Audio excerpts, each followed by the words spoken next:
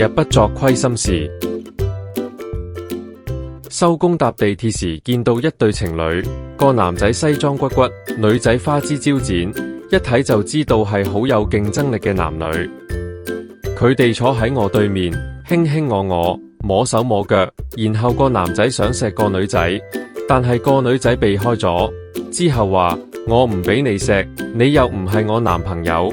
個男仔就話為咗你，我呢2日就會同佢講分手㗎啦。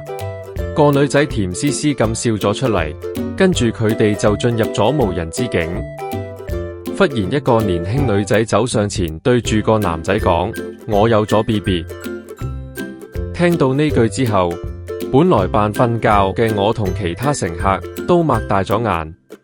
花枝招展嘅女仔當場爆喊兼跑咗落車。個男人就相當詫異咁話：你肯定係我？個年輕女仔就話：係啊，你可唔可以讓個位俾我坐啊？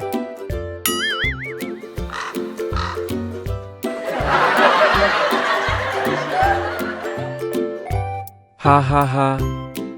平日不作虧心事，幾時搭車都唔驚。